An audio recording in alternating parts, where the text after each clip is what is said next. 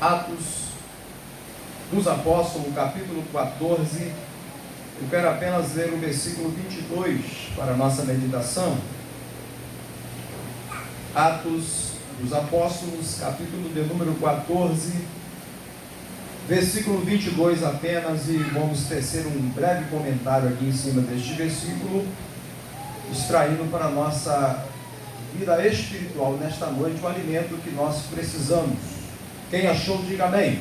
Amém. Diz-nos assim: fortalecendo a alma dos discípulos, exortando-os a permanecer firmes na fé, e mostrando que, através de muitas tribulações, nos importa entrar no reino de Deus. Nos importa entrar no reino de Deus. E você diz amém? Amém. Glória a Jesus. Se assente, meu amado, e olhe para cá. Eu quero falar um pouquinho com os irmãos nessa noite sobre algumas coisas importantes que devem ser prioridade em nossa vida. Algumas coisas que nós não podemos deixar que elas venham sair de nossas vidas. Esse texto aqui que nós acabamos de ler, este versículo, ele vai falar de uma experiência que foi vivida por Paulo e Barnabé, que estavam realizando a obra missionária. Se os irmãos observarem bem para o tempo que nós estamos vivendo hoje, sabemos muito bem que o cenário que nós estamos inseridos é um cenário de total devassidão espiritual. É um cenário onde o desespero, a incerteza, os questionamentos, dia após dia, vão surgindo, distanciando o homem cada vez mais da presença de Deus. E eu posso dizer, sem medo de errar, que dentro desta realidade, Deus, ele não deixou de ser Deus. Eu estava aqui ainda, quando cheguei aqui na igreja, orando ao Senhor, entregando nas mãos de Deus o homem ou a equipe que criou esse vírus que tem assolado o mundo. Eu falei: Deus, o Senhor sabe quem foi, o Senhor sabe aonde foi, o Senhor sabe quais eram as intenções ou quais são as intenções, o Senhor sabe. O Senhor tem o poder de visitar este homem agora, essa equipe agora, e libertá-los pelo seu poder. Esta foi a oração que eu fiz aqui. Mas, meus amados, nós estamos vivenciando um tempo que, infelizmente, até os nossos irmãos em Cristo estão espantados, estão perplexos, e alguns podem até pensar que Deus já não tem mais controle sobre nada do que está acontecendo sobre a terra. Querido, eu quero te dizer uma verdade sem medo de errar: Deus ainda continua sendo Deus. Eu estava pensando nesse dia, eu falei: Deus, se essa segunda onda está se levantando, é sinal que a primeira onda não foi suficiente para ensinar à humanidade que existe um Deus no céu. E a única porta de escape que nós temos confiáveis é a presença de Deus. A presença de Deus não é invalidada quando alguém é vitimado pela morte. Não, Deus não deixa de ser Deus quando alguém morre, principalmente alguns dos seus fiéis. Não, pelo contrário, em meio a isso tudo podemos perceber que Deus está trabalhando em favor daqueles que nele esperam. Pois bem, presbítero, o que eu tenho que fazer nesses últimos tempos, já que os dias são maus, eu preciso me aproximar mais de Deus e considerar as coisas que são mais importantes para a minha vida cristã. Estamos vivendo um tempo onde as pessoas estão carregando muitas coisas em suas vidas, mas essas coisas, ao invés de dar força, ao invés de dar esperança, ao invés de dar motivação, tem tirado a força de tais pessoas. E quando eu olho esse texto, baseado aqui no que Paulo e Barnabé, eles passaram, se você quiser me acompanhar um pouco com a sua Bíblia, fique à vontade. Nesse capítulo 14, logo nos primeiros versículos, vai dizendo que Barnabé e Paulo, eles vão entrar em uma sinagoga judaica, e ali eles vão falar de tal modo, de uma forma tão impetuosa, logo aí no primeiro versículo, que uma grande multidão vai crer na palavra de Paulo e nas palavras de Barnabé, e eles vão se converter a Cristo. E após esta verdade, essa conversão que houve, alguns judeus incrédulos, eles vão agora irritar, eles vão ficar irritados e vão provocar os ânimos dos gentios para que eles se levantassem contra Paulo e também contra a Barnabé. E o mais interessante é que houve uma divisão ali na cidade. Um grupo de judeus haviam crido e outros grupos haviam descrido, ou seja, não acreditaram no que Deus estava fazendo, e com isso vai dizer aqui o texto que eles queriam apedrejar a Barnabé e a Paulo. Então Paulo e Barnabé, quando eles pressentiram que eles queriam apedrejá-lo, o que eles fizeram? Eles partiram para Listra. Olha só como é que Deus trabalha, irmãos. Enquanto em um lugar, após a palavra ter sido pregada, após uma multidão ter se convertido, Deus operado grandemente, agora um grupo vai se levantar para apedrejá-lo. E eles então vão sair daquele lugar, já que eles não queriam recebê-los ali. Eles não iriam parar de fazer a obra só porque um grupo não queria receber a palavra. Pelo contrário, eles vão para Listra. E quando eles chegam em Listra, o que eles vão encontrar lá? Eles vão encontrar um homem paralítico. E este homem era paralítico desde o seu nascimento.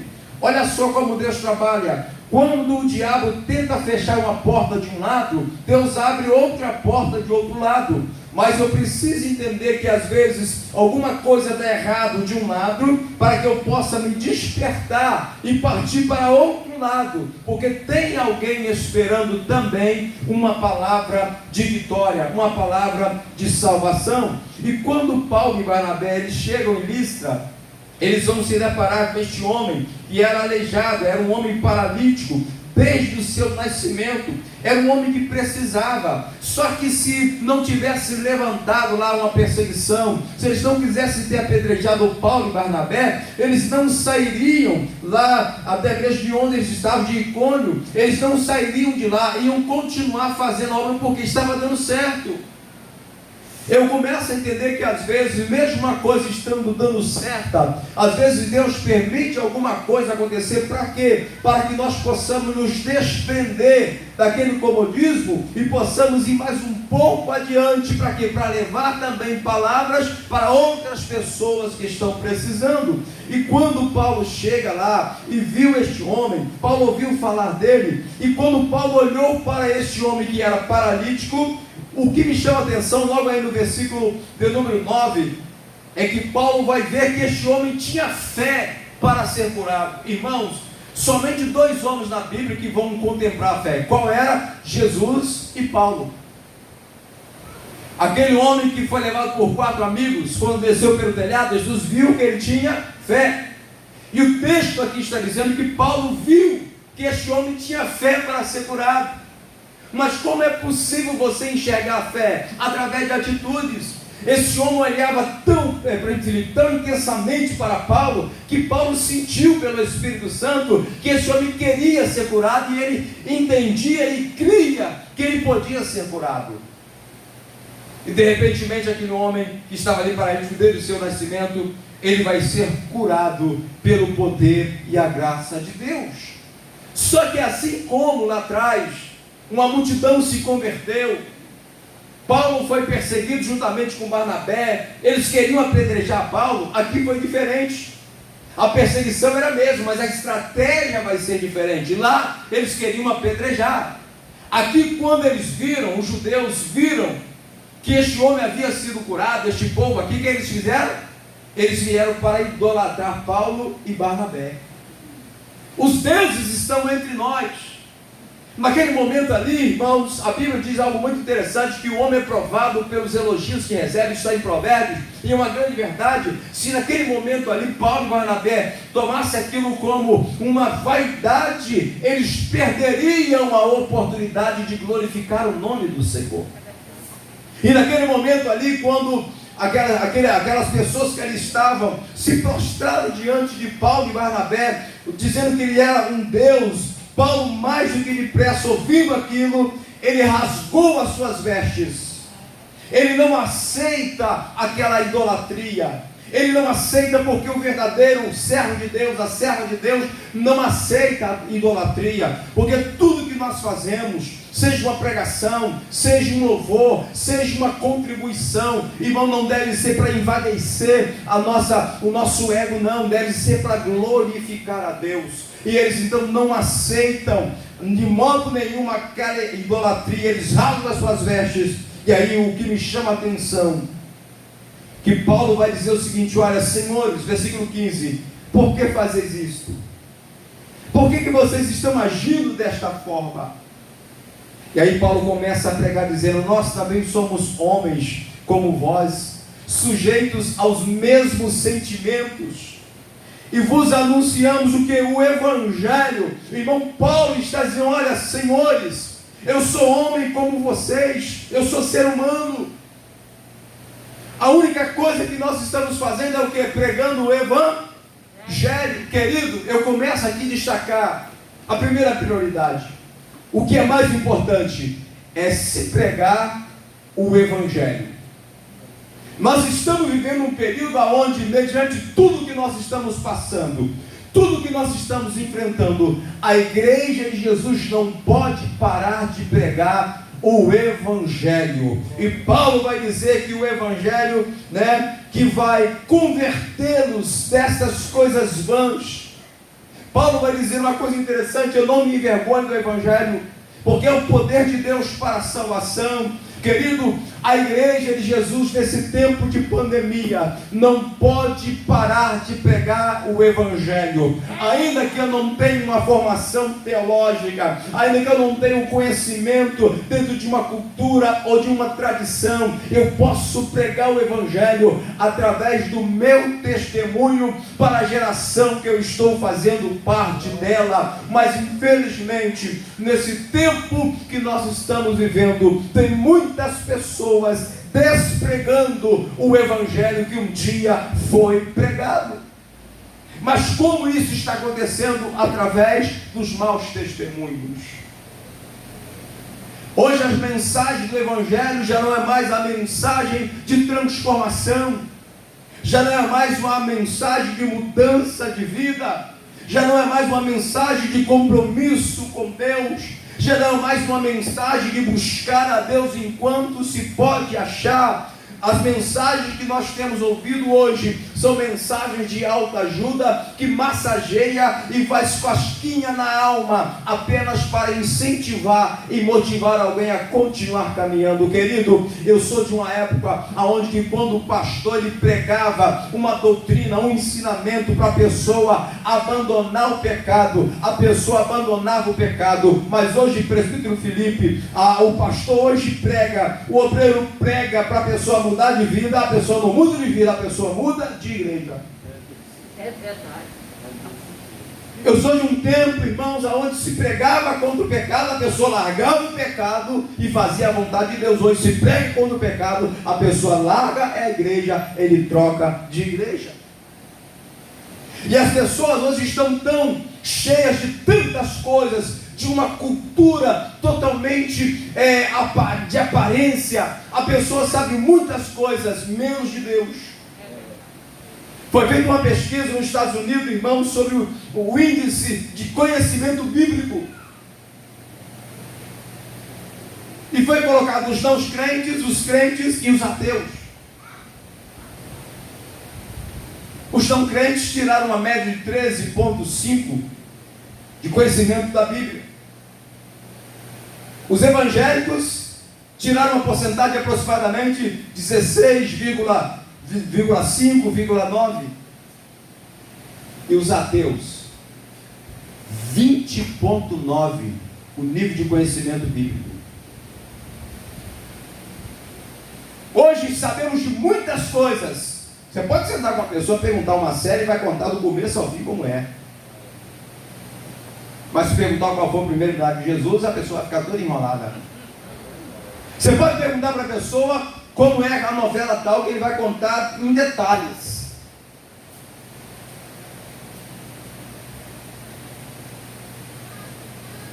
Mas se perguntar quem é que foi que batizou Jesus, capaz de ele não saber. E aí eu começo a pensar, por exemplo, do Filipe, os irmãos em questão, o porquê da nossa geração está tão fragilizada, tão fraca, tão bombardeada, porque não estão priorizando, porque Paulo vai dizer aqui que o mais importante é que eu entrar no reino de Deus. Eu preciso me apegar àquilo que é mais importante. O que é supérfluo, o que é passageiro, o que é transitório, eu não posso associar a minha vida. Hoje se sabe muito de matemática, de muita física, de química, biologia, de inglês.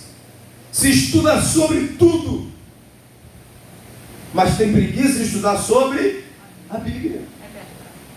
E aí eu começo a entender o porquê da nossa geração está tão assim, trazendo, quem sabe, usando um sentimento humano, um desgosto para Deus, baseado no comportamento de algumas pessoas que não priorizam aquilo que é de verdade.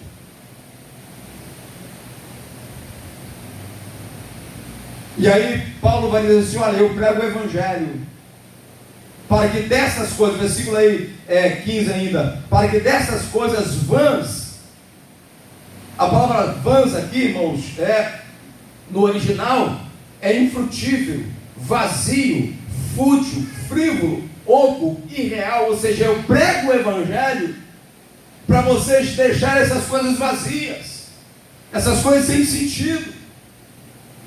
Hoje se briga muito por coisas, irmãos, que não edificam a vida. E as pessoas esquecem de que nós estamos caminhando aqui é para nós entrarmos no céu. Para nós entrarmos no céu.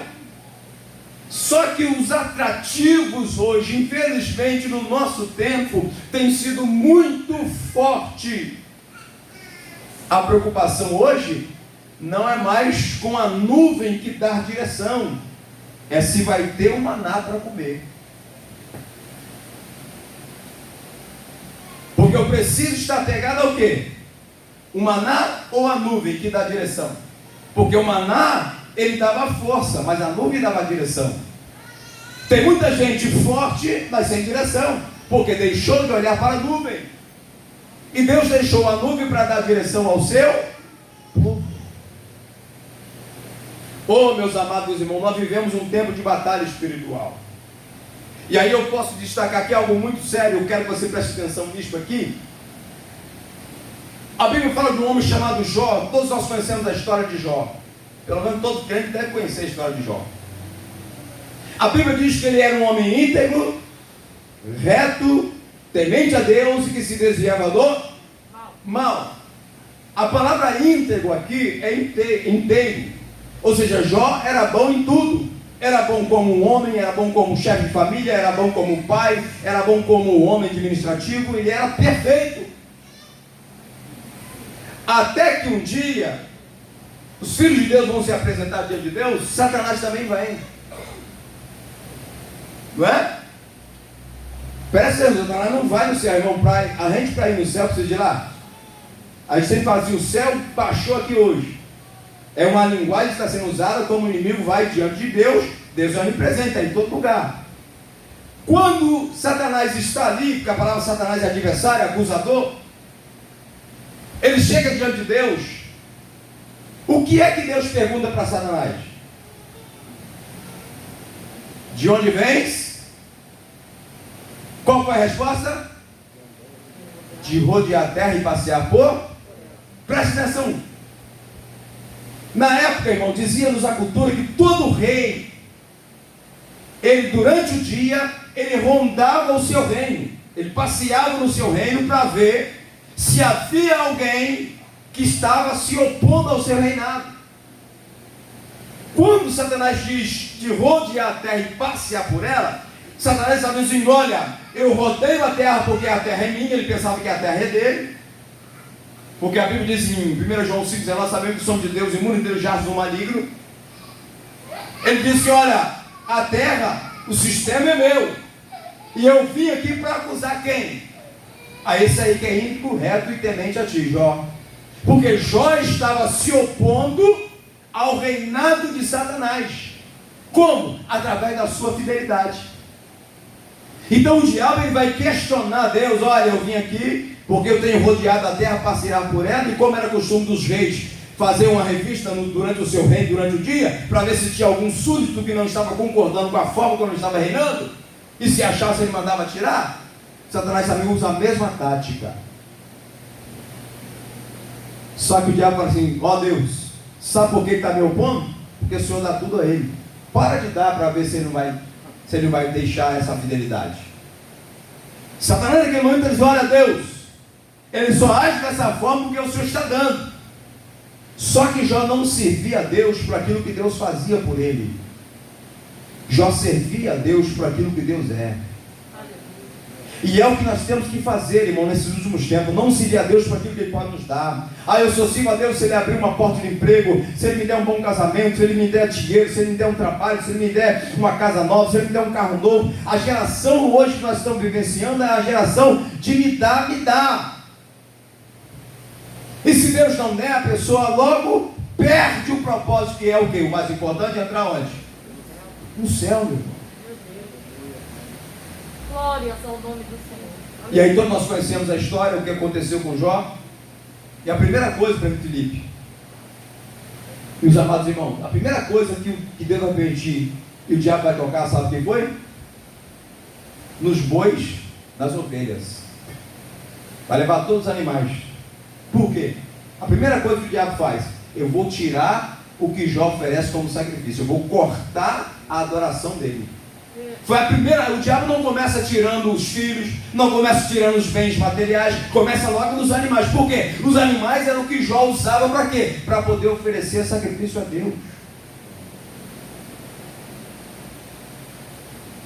E mesmo assim, Jó vai dizer no capítulo 19, versículo 25: eu sei que o meu Redentor vive e por fim se levantará sobre a terra. Então Paulo, irmãos, voltando aqui para o texto para nós finalizarmos agora, vai dizer: olha, eu vos anuncio o Evangelho para que dessas coisas, quais coisas, irmão? Da idolatria.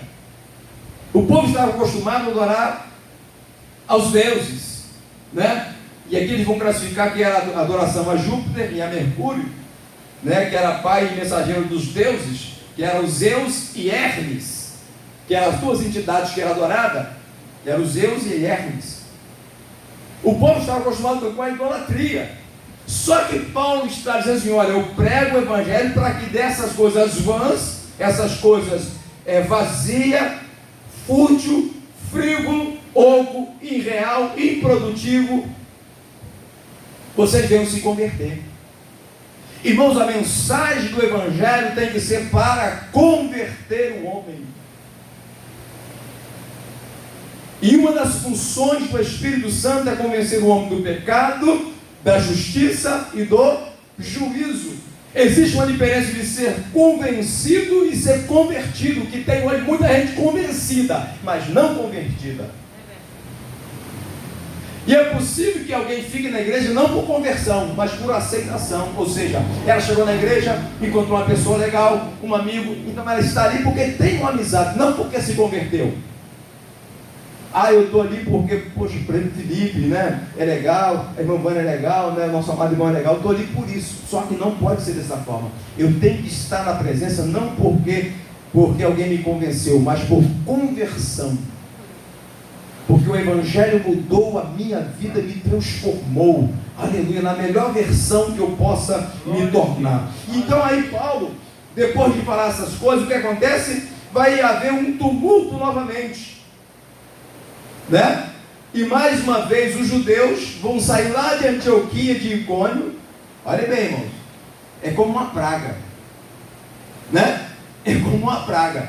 Os judeus estavam lá em Antioquia, lá em Icônio. Eles vão instigar a multidão agora onde está Paulo e Barnabé, para que eles pudessem apedrejá-lo, arrastá-lo para fora da cidade e dar-o por morto. A primeira vez eles tentaram apedrejar Paulo e Barnabé, saíram fora. A segunda vez foram tentados a serem endeusados, eles também rejeitaram. E aqui a partir do versículo 19, Paulo vai ser apedrejado. Vai haver uma permissividade de Deus. Haverá momentos, irmãos, na nossa vida cristã, que algumas coisas Deus vai permitir para quê? Para nos amadurecer. Não se esqueça de que eu vou te dizer aqui: o sacrifício de Deus é eterno, mas as nossas lutas, as nossas adversidades, elas são passageiras. O que Cristo fez por nós é eterno. O que nós passamos aqui é passageiro, é momentâneo. E aí mesmo Paulo sendo apredejado, sendo arrastado como se tivesse quase morto, no dia seguinte vão partir com Barnabé para Derbe, e tendo anunciado o evangelho naquela cidade, feito muitos discípulos, voltaram para Listra, Icônio e Antioquia. Eles são tirados da cidade, continuam pregando o evangelho. Aí no versículo 22 que nós lemos, vai dizer a Bíblia que eles vão fortalecer a alma dos discípulos e vai exortá-los. Para quê? Vai exortá-los a permanecerem firmes na fé. Aleluia. Eu paro aqui e vejo, irmãos, uma coisa muito importante para a nossa vida hoje. Eu não posso me esquecer que a minha vida é um referencial de Deus aqui na terra. Eu preciso deixar que Deus me use para que Ele cumpra a sua vontade, mesmo apedrejado, mesmo passando por momentos, quem sabe, de tamanha dificuldade, mas eu preciso deixar que Deus glorifique o nome dEle na minha vida. Eu concluo aqui dizendo algo muito interessante. Quando o anjo falou com Maria, lá em Lucas capítulo 1, versículo 26, o anjo veio até ela, dizendo que ela daria à luz a um filho, desceria sobre ela o Espírito Santo e o poder do Altíssimo lhe envolveria. E ela questiona: como isso vai acontecer se eu não tenho nenhum envolvimento com o homem? Mas aí vem a resposta: descerá sobre ti o Espírito Santo e o poder do Altíssimo te envolverá. A partir daquele momento ali, irmãos, estava sendo iniciado o cumprimento de uma das maiores profecias bíblicas. E naquele momento ali, no ventre de Maria, seria gerado o Salvador do mundo. Só que anterior a isto, havia Isabel, que também havia sido privilegiada com a mensagem do anjo. Isabel agora estaria gerando João, que seria o Batista, que não era sobrenome Batista, é porque ele batizava. Quando então Maria, que morava juntamente com José em Nazaré, começou a perseguição, então ela foge, eles saem de Nazaré e vão para onde? Para a casa de Isabel. A geografia nos mostra que Isabel morava em cima, no alto das montanhas. Mas presta atenção nisso aqui, isso aqui é muito interessante, eu concluo aqui agora. Maria era de baixo, Felipe. Maria era de baixo, porque morava embaixo. Mas o que estava sendo gerado nela era de cima. Isabel morava em cima, mas o que estava sendo gerado nela era de baixo. Quando Maria chega na casa de Isabel, por mais que a diferença de idade de Jesus para João é de 6 meses, o que estava sendo gerado em Maria, quando chega lá na casa de Isabel, a criança estremece. Porque por mais que Isabel estava mais avançada, a sua barriga estivesse maior um pouco, e a de Maria menor, não tinha importância, porque ainda que fosse maior de Isabel e a de Maria menor, mas o que estava em Maria fez com que estremecesse no ventre dela a criança. Então eu aprendo aqui, irmãos, que quando a gente prioriza, quando a gente valoriza, quando a gente entende que o mais importante é entrar no céu, nós vamos deixar de lado tudo aquilo que não soma para a minha vida cristã. Jesus está voltando. Quem crê nisso, diga amém. Amém. Há quanto tempo você ouve isso? Eu tenho certeza que o pastor Cirilo já ouviu isso muitas das vezes. Jesus está voltando. Quem sabe na sua fase de garoto ainda, já não se pregava, Jesus vai voltar. Ele chegou agora na idade já de um ancião, e aí ele está ouvindo. E eu pergunto, será que falta muito para Jesus voltar? Eu me lembro quando estava, irmão, na primeira série, na época, quando uma professora deu um folhetozinho, e esse folheto estava com o globo terra e apenas um fiozinho de cabo de aço segurando o globo da terra. Eu tinha os meus 7 anos. Hoje eu tenho 44, faço 45, 4.5 mês que vem. Olha quantos anos passou. E aquilo que alguém falou lá atrás, Jesus vai voltar, o mundo vai acabar, até agora não aconteceu. Talvez essa demora tenha sido o ingrediente que tem levado muitas pessoas a achar que Jesus não vai voltar. E com isso talvez tenha sido a razão pela qual não estão priorizando o que é mais importante, se esforçar para entrar no céu. Eu repito a propósito e finalizo aqui. O que Cristo fez por mim e por você é eterno. As minhas lutas, as minhas dificuldades são passageiras, são momentâneas. Então o que você está passando aí, irmãos, o que eu estou passando não é eterno, porque existe um maior que fez por mim o que ninguém poderia fazer. E não se esqueça, para toda Ana haverá uma Penina. Não se esqueça, para cada Davi haverá um Golias. Para cada Sansão haverá uma Dalila. Para cada Davi haverá uma Betseba. Para cada Josué haverá uma muralha de Jericó. Mas a coisa que eu concluo e digo, o mais importante é entrar no reino de Deus. Você recebe essa palavra nesta noite, meu irmão? Recebe, porque essa palavra vem como um despertamento para nós e mostrar que Jesus está voltando, sim, mas a preocupação não é se Ele vem, a preocupação é se nós vamos com Ele. Pense nisso nesta noite. Qual tem sido a sua prioridade? Quem pode adorar a Deus por essa palavra? Diga glória a Deus.